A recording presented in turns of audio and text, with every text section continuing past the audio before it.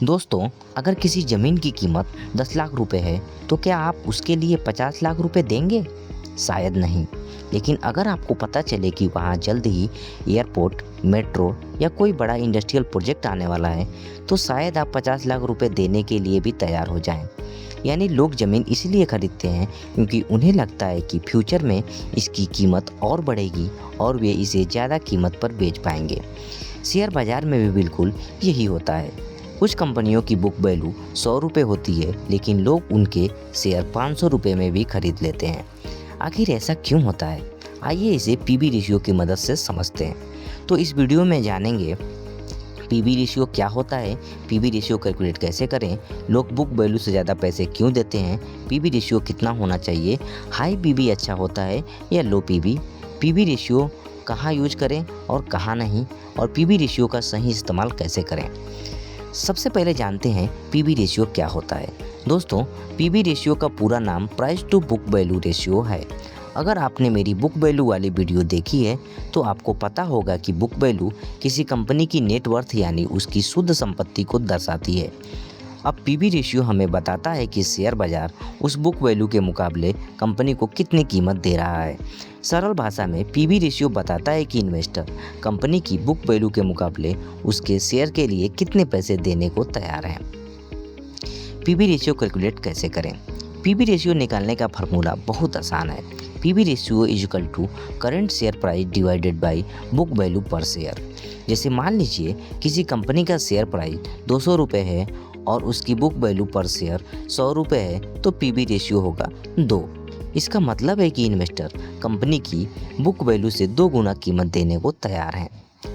लोग book value से ज़्यादा पैसे क्यों देते हैं? अब यहाँ सबसे महत्वपूर्ण सवाल आता है। अगर कंपनी की बुक वैल्यू 100 रुपये है तो कोई 200, 300 या 500 क्यों देगा?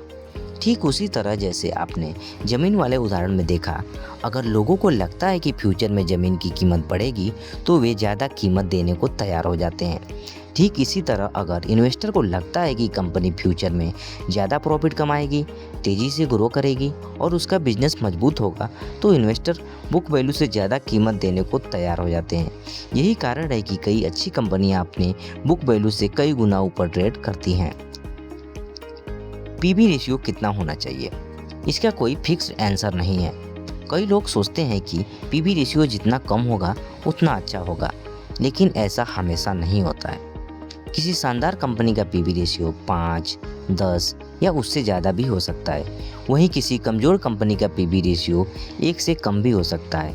इसीलिए पीबी रेशियो को कभी अकेले नहीं देखना चाहिए, बल्कि उसी सेक्टर की दूसरी कंपनी के साथ कंपेयर करना चाहिए। हाई पीबी रेशियो अच्छा होता है या लो पीबी? अगर किसी कंपनी का पीबी रेशियो ज़्यादा है तो उसके पीछे कुछ कारण हो सकते हैं, जैसे सेल्स और प्रॉफिट लगातार बढ़ रहा हो, बिजनेस मजबूत हो, ब्रांड वैल्यू अच्छी हो, प्रोडक्ट और सर्विस की डिमांड ज़्यादा हो, कंपनी पर डेप्थ कम हो, मैनेजमेंट अच्छी हो, फ्यूचर ग्रोथ की उम्मीद ज़्यादा हो। ऐसी स्थिति में इन्वेस्टर कंपनी की बुक वैल्यू से ज़्यादा प्राइस देने को तैयार हो जाते हैं, इसीलिए पीबी रेशियो बढ़ जाता है। इसके अलावा किसी कंपनी की लो पीबी रेशियो के पीछे भी कई कारण हो सकते हैं, जैसे कंपनी पर ज़्यादा लोन हो, प्रॉफिट और सेल्स स्लो हो, बिजनेस में कोई समस्या हो, इन्वेस्टर का भरोसा कम हो गया हो, कोई लीगल या रेगुलेटरी इशू हो, शेयर प्राइस में भारी गिरावट आई हो। इसीलिए लो पीबी रेशियो देखकर तुरंत शेयर खरीदने का फैसला नहीं करना चाहिए। अगर इन्हीं कारणों की वजह से पीबी रेशियो कम है तो वह एक वार्निंग साइन भी हो सकता है। पीबी रेशियो कहाँ यूज करें और कहाँ नहीं? पीबी रेशियो का इस्तेमाल मुख्य रूप से उन कंपनियों में किया जाता है जिनका बिजनेस मॉडल फिजिकल एसेट पर आधारित होता है, यानी ऐसी कंपनियां जिनकी वैल्यू का बड़ा हिस्सा उन एसेट से आता है जिसे हम देख और छू सकते हैं, जैसे land, building, factory, plant, machine, cash. इसी वजह से PB ratio banking, NBFC, insurance, real estate, manufacturing जैसे कंपनियों में ज़्यादा उपयोगी माना जाता है। लेकिन वहीं टेक्नोलॉजी, सॉफ्टवेयर, इंटरनेट और कंसल्टिंग कंपनियों में पीबी रेशियो का उपयोग बहुत कम हो जाता है, क्योंकि इन कंपनियों की असली ताकत उनकी technology, brand value, research, patent, software और इंटेलेक्चुअल प्रॉपर्टीज में होती हैं, और ये चीज़ें बुक वैल्यू में पूरी तरह दिखाई नहीं देती हैं। इसीलिए ऐसी कंपनियों का एनालिसिस करते समय केवल पीबी रेशियो पर डिपेंड नहीं रहना चाहिए। पीबी रेशियो का सही यूज कैसे करें? तो क्या सिर्फ कम पीबी देखकर निवेश कर देना चाहिए? बिल्कुल नहीं, क्योंकि कम पीबी रेशियो का मतलब सिर्फ ये नहीं होता है कि शेयर सस्ता है या अच्छा है। कई बार पीबी रेशियो कम इसीलिए होता है क्योंकि कंपनी का बिजनेस कमज़ोर हो रहा होता है, प्रॉफिट घट रहा होता है या कंपनी पर ज़्यादा कर्ज होता है। तो फिर पीबी रेशियो का सही इस्तेमाल कैसे करें? किसी भी कंपनी का पीबी रेशियो देखने से पहले इन बातों को ज़रूर चेक करें।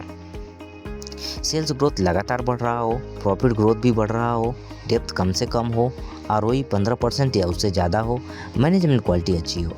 अगर ये सब चीज़ें अच्छी दिखाई देती हैं तब पीबी रेशियो को उसी सेक्टर की दूसरी कंपनी के साथ कंपेयर करें।